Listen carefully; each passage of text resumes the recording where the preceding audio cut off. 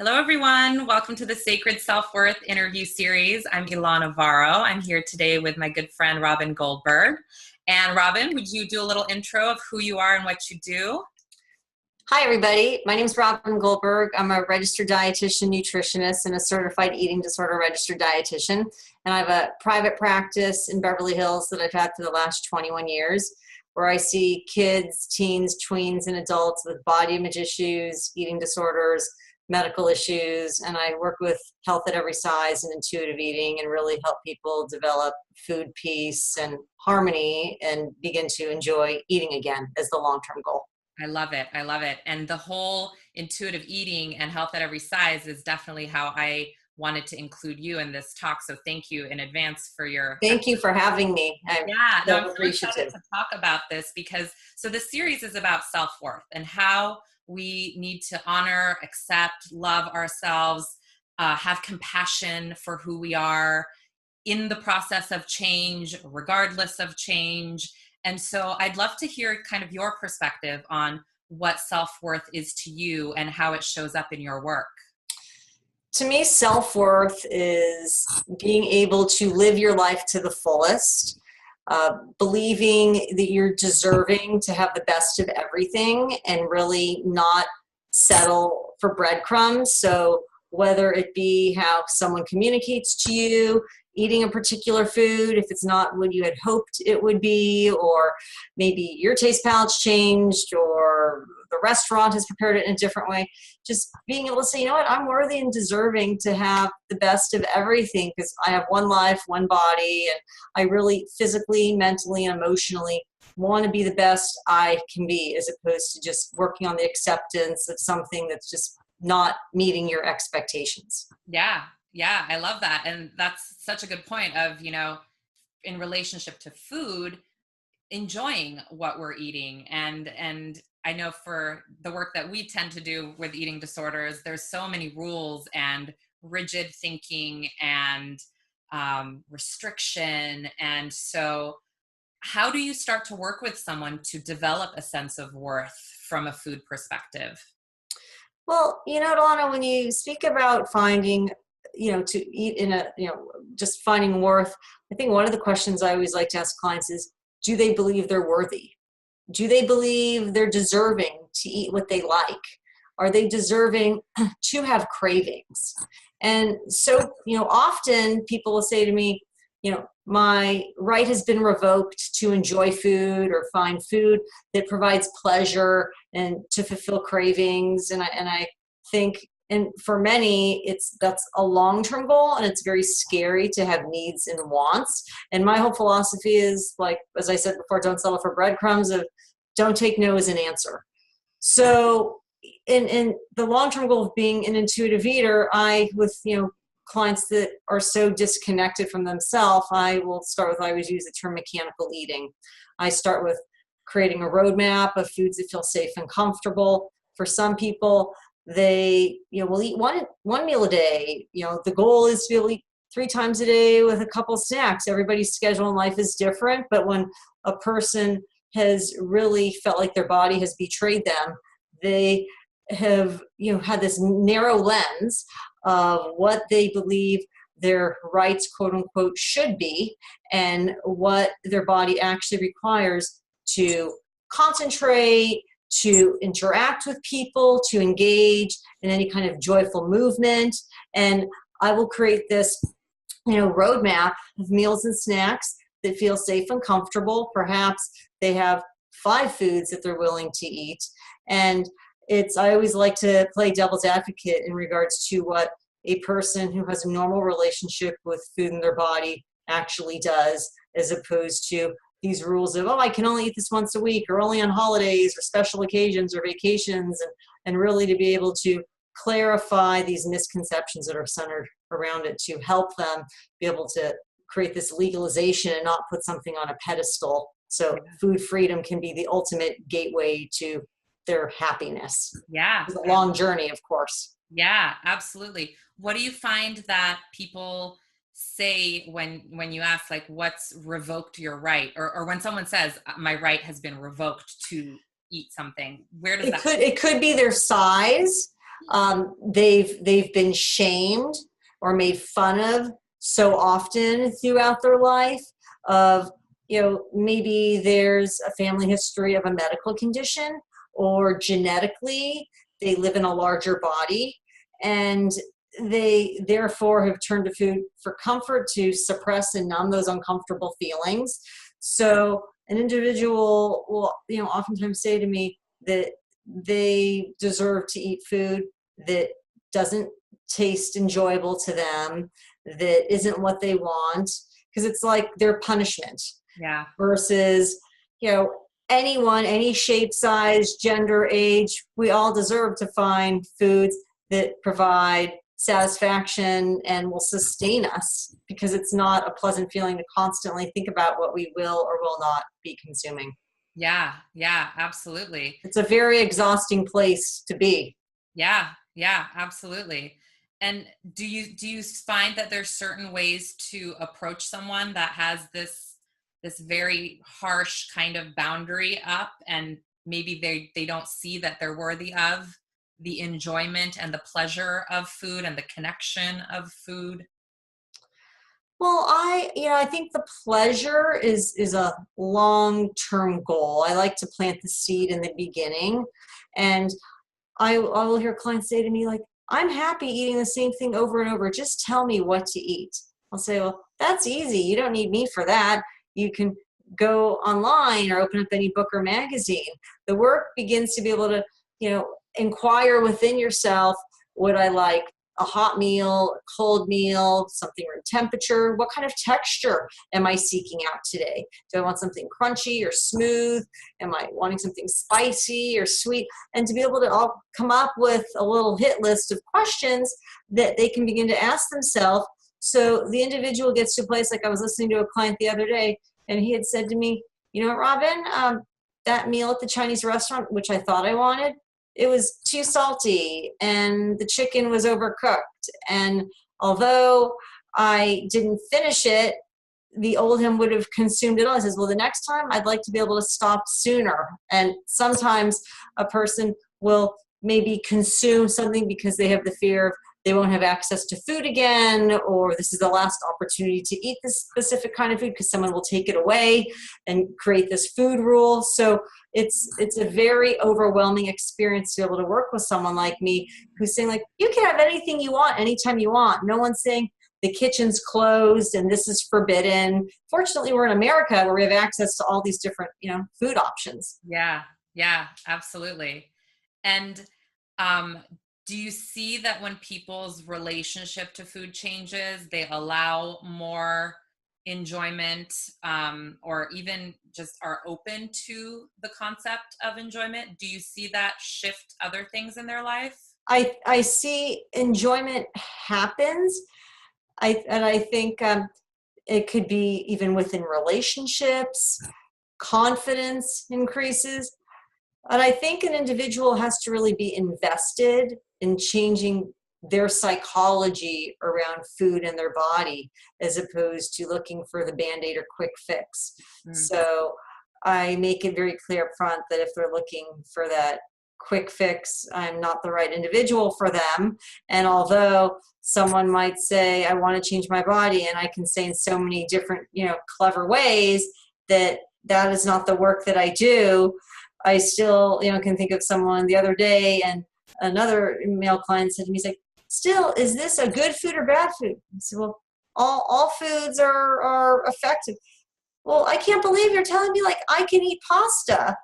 And I said, well, let me ask you a question. If you were actually having pasta, maybe you would have not had this entire fish and all the spinach, because then you went home and binged on the popcorn. I said, maybe you would have had less popcorn because you would have been satisfied versus you were thinking about the pasta when you were eating the popcorn. Yep. So I think it's something that one has to surrender to and really allow the process to happen, because it's, very problematic when a person says, well, like, how many times do I have to do this, or how often? It's like, well, how long have you been thinking this way? It's a journey. There's going to be some days better than others. And it's like I'm peeling away each layer of the onion. Yeah, absolutely. And I like that you bring up that kind of manipulation that people play with themselves of, I really am craving this, but I'm going to eat a whole lot of this, and then maybe I won't want that. And it's reversed. Yes. Have what you're craving, and like you said, you won't eat something that will feel like too much or uncomfortable, because you'll be satisfying what your body's telling you. Well, I think that the problem is you have to have been disappointed in the outcome of playing that game time and time again to say, you know what? So being a former college tennis player, I could say, every time I know I'm in a competitive rally, I'm trying to hit my forehand down the line. That's a low percentage shot. Well, if I'm continuing to go cross court, that's going to give me a higher percentage to win that rally. So it's this thing I'll say to that client, you know what? You have to burn your hand in that pot of boiling water over and over to say, ouch, that really hurts. There's got to be a better and different way to be open to changing it. Yeah, absolutely. And I think, having professionals like yourself guide people through this process is very important, because I've seen a lot of people get stuck with, okay, my hand's burning. What do I do about it? I'll maybe go seek information, but it's having someone walk you through the step, hold you accountable, watch you make progress, discuss it, and then set new goals and new progress. It's not like you said, a quick fix. And it's knowing that you're not alone and that you have the support and guidance of a treatment team. And that's reassuring. And I think the number one part of it is formulating the relationship and being able to trust and connect with someone. So then a person's open to be vulnerable in these kinds of circumstances. Yep, absolutely. Absolutely. It's teamwork for sure. Teamwork. Can you speak a little bit about intuitive eating, what that is for people that might not know what that means? So, I always like to use the example of, if you think of a baby or a small child, we were all born and blessed with this internal wisdom to be able to eat when we were hungry, stop when we're satisfied. We weren't programmed with various food rules that we learn over time from diet culture. Like when the baby was hungry, the baby would latch onto the boob. Baby wouldn't be afraid of, oh, the boob won't be there. I'm going to, continue to drink away, or I'm bored, I'm going to nurse, or I'm stressed, or I'm anxious. And sadly, through the aging process, we become more and more disconnected to stop listening to our body's hunger and fullness signals. Granted, it's normal at times to overeat. It's normal at times to eat when you're not hungry. It's social to eat together. People get together for food and beverage. And it's not about creating a whole new set of rules of, like I've heard from different colleagues saying, like, oh, people think it's the hunger fullness diet, which is not the case. It's really being able to connect our feelings centered around food. And someone might say, you know what? I'm someone who's a mindless eater. I like to relax at night and watch TV and snack. It doesn't really matter what it is, but I'm so busy during the day, I'm not able to really stop and decompress and just get that breath in. And this is when I do it. So we'll explore other ways that they can relax and decompress. And if maybe watching the TV show is as pleasurable with the food as it is without the food, and I'll create various examples with it. So intuitive eating is really being able to, eat for the proper reasons. And the goal of intuitive eating is not weight loss. And when, it's really putting that weight element on the back burner. Mm-hmm. And when we're eating for the proper reasons, one's body weight will be where it's naturally going to be at for them. So a person's weight, it might go up, it might go down, it might remain the same, but it's not like, oh, you're going to lose X amount in a certain period of time. Never talk about weight. And it's normal in diet culture to have the desires and wants to change your body, which is the much needed reason that being able to change our psychology upstairs is critical, because otherwise an individual will constantly have various food rules and feel dysregulated around food and have inaccurate beliefs as well. Yeah. Hopefully that was a brief little snapshot. Yeah, absolutely. And I think, like you said, it's important to know that the goal isn't, I'm going to lose weight. I often hear, I just connect more to your body will settle where it needs to be. And that can be up, down. It can be both at times. Yes. And yeah, so what do you think is the most detrimental element that messes with the upstairs for people? All of those other voices in the peanut gallery. He said, they said, she said. You know what? These people are not experts. These people are not body image and eating disorder specialists. And it's like saying, you know what? I have one person I trust and I'm consulting with. I have one chef. I'm not consulting with all these sous chefs. I'm not, and it's great that you've been reading about health and nutrition for 20 years, and your sister and your brother and your mother and your trainer, and just say, you know what? You kind of like the other example, you have to have hit your bottom to say, I'm going to trust someone and to look at what the reason is they're seeking out a professional such as myself. Because the more that a person's listening to all these, external voices, the harder it will be for them to embrace these principles. Yeah. Is there a particular trend that you see that you just kind of cringe, that you're just like, oof, I wish that wasn't part of the peanut gallery? You know what? There's so many trends. I think history repeats itself. Yeah. I've learned that I don't think I really cringe anymore. I've been at it for so long.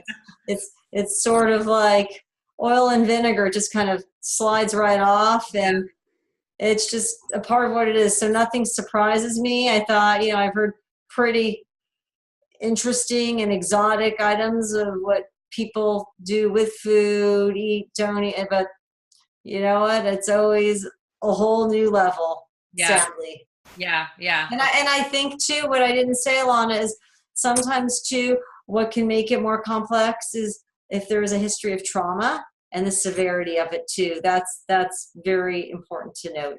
Yeah, absolutely. That's a really important piece, that it's not as simple as, I'm overeating something. There's not the hunger fullness diet. Yeah.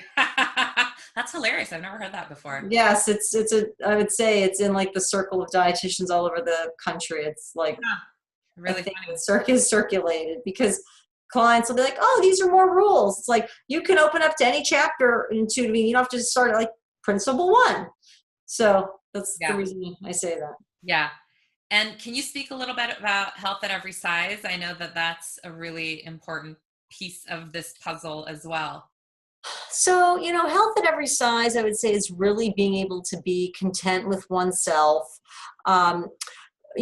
Eating in a way that's relaxing for you and that the individual likes how the food feels in their body.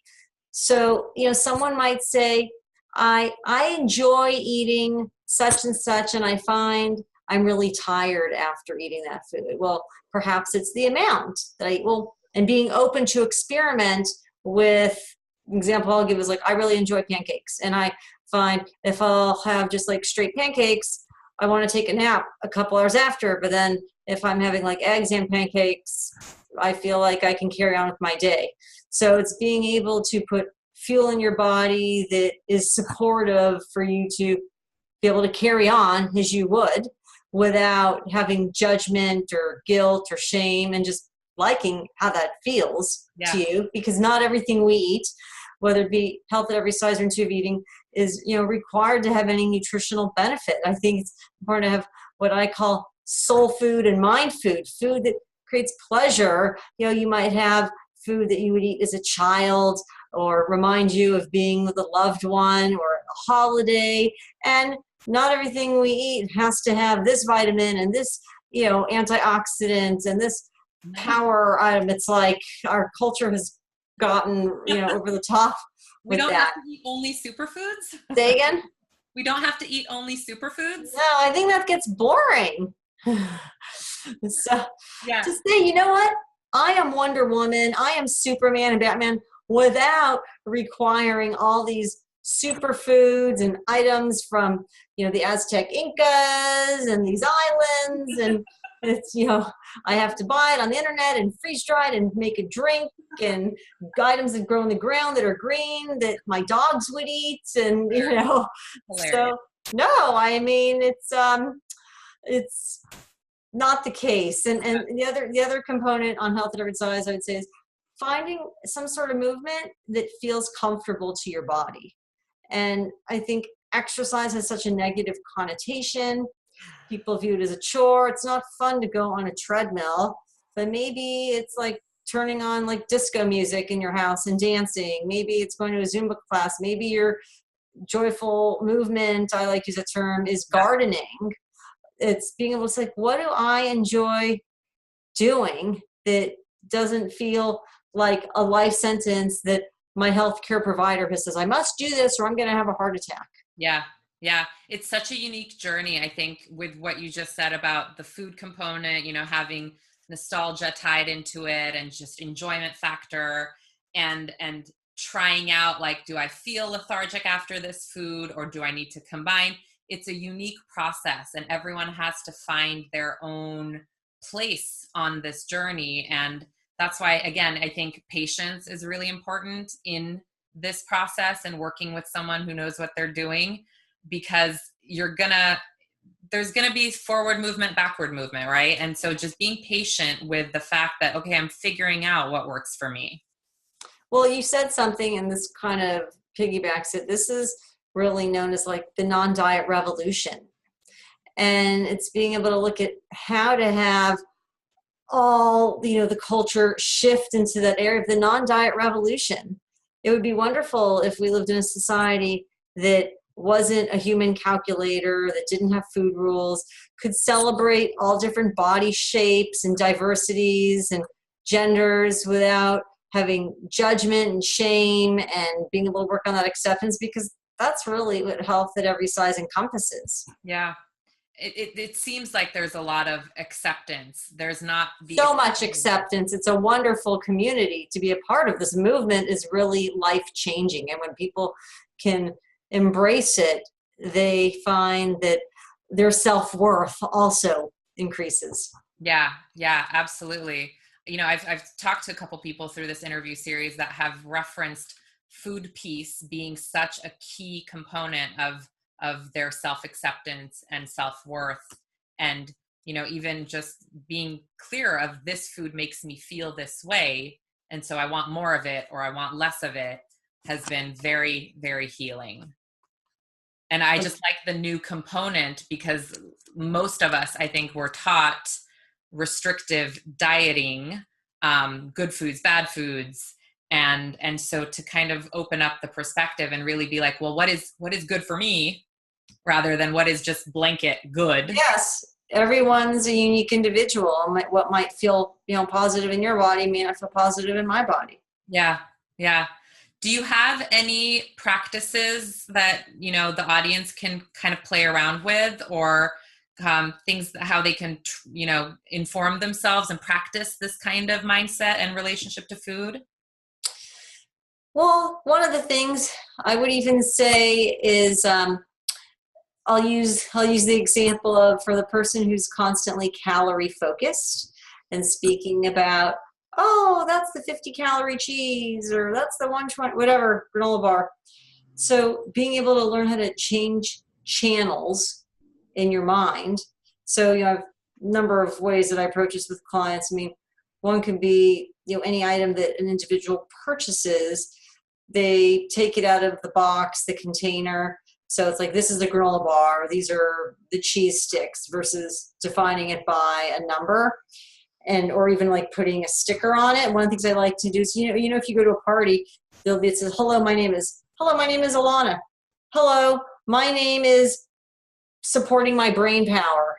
Hello, my name is, this makes my legs feel strong when I'm hiking. So being able to put that, I have clients put that on their food. I love that. So you're creating new names for it, and then being able to have new channels. So it could be when the number song starts coming up, it's okay, I'm going to sing What's Love Got to Do with It? I'm going to sing a song that rock around the clock. I'm going to sing something that, boom, I can just get that in my head, because that's, I would say, one of the last and hardest pieces to shift and move in our mental state. Yeah, definitely. I like that little trick of hello, my name is. That's really cute. I like it. I've never heard that before. No, I have a lot of things like that. But yeah, I'm sure you do. So how can people find you? I know, do you work remotely with people I or do. Yeah, I do Skype sessions all the time. amazing. So my website is askaboutfood.com, and my Instagram is Robyn, Robyn Goldberg, GoldbergRDN. Awesome. Awesome. Very cool. Well, thank you so much for sharing your wisdom and giving us. Thank you for having me. It's been a pleasure. Yeah. Thank you so much. And thanks everyone for tuning in. And I hope you check out Robyn's work and see how you can move along the journey of finding peace with food and just finding enjoyment and focusing on the feeling rather than the food. So thanks so much, everyone. Bye.